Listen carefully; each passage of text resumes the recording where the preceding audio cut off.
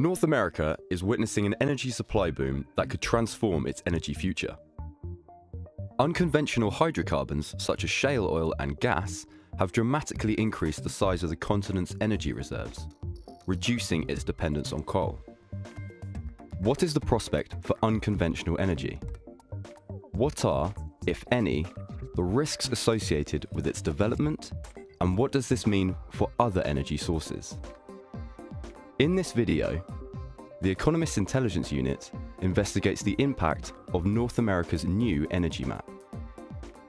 If you consider the resource base that exists in North America, you could convince yourself very quickly that the U.S. has more hydrocarbon energy, oil, gas, and coal than it will ever need in the history of time.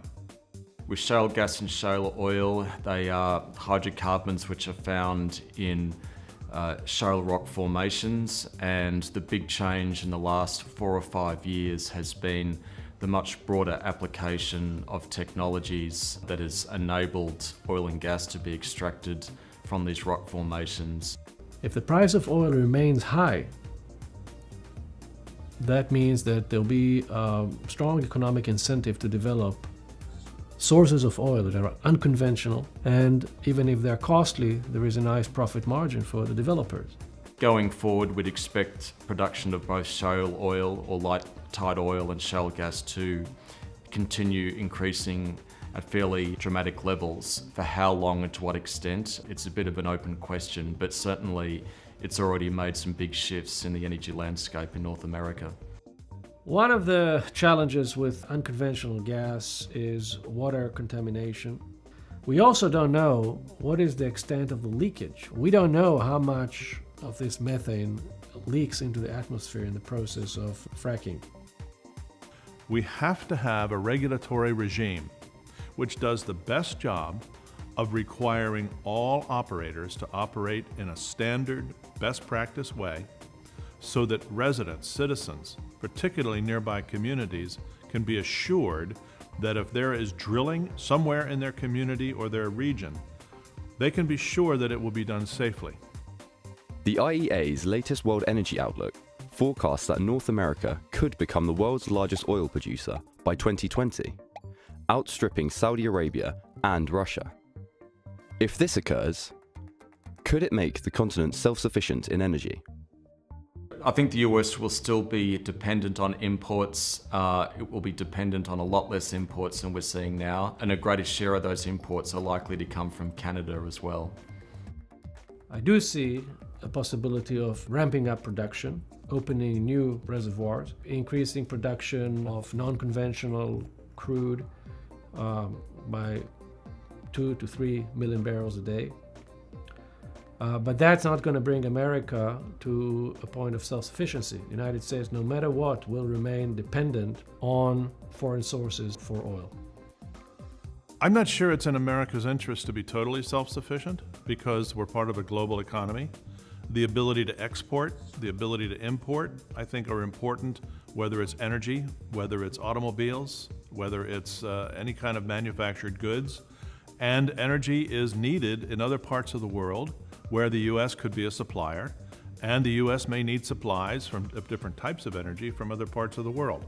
The US involvement in the Middle East has not necessarily been about the US's direct dependence on the Middle East for its oil supply.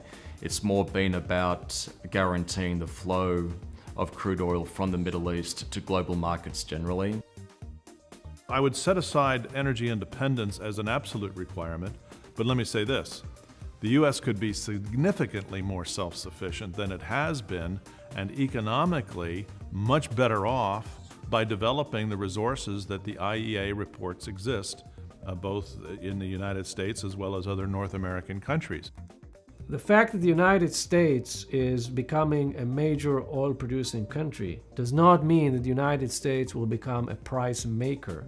The United States will continue to be a price taker. And that is not so much because of inability to ramp up production, it's because the financial needs of the OPEC countries will make them adjust their production down to match the increase in US production. In other words, if we drill more, they will drill less. The Middle East will still be very important to the global economy. It will be exporting a lot more crude oil to growing economies in Asia.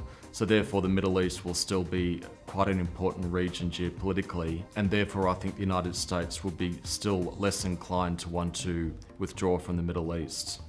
Russia at one stage was hoping to become an exporter of LNG to the US, but because of greater US shale gas production, that market is no longer there. Other LNG exporters were hoping to export LNG to the US. Instead, they're exporting it to Europe. So Europe is actually less dependent on Russia. Electricity generation from renewables grew from 9 to 13% of the US electricity generation mix between 2007 and 2013. How might the oil and gas boom affect that growth? I think natural gas boom has really dampened the renewable energy market. It has created a major challenge of competitiveness. Cheap gas means that it's going to be much harder for solar energy, wind energy, geothermal energy to compete. I think the major impact of greater use of gas for power generation will have an impact on the potential for growth in renewables in the US for power generation, for instance, wind and solar power. The biofuels will continue to play a role, primarily because they offer something that gasoline today doesn't have and needs, and that is high octane. But the biggest story has been the shift in the last few years from coal to gas in power generation. Because of the shale gas explosion in production, it's dropped the price of natural gas right down, which makes gas a lot more price competitive with coal.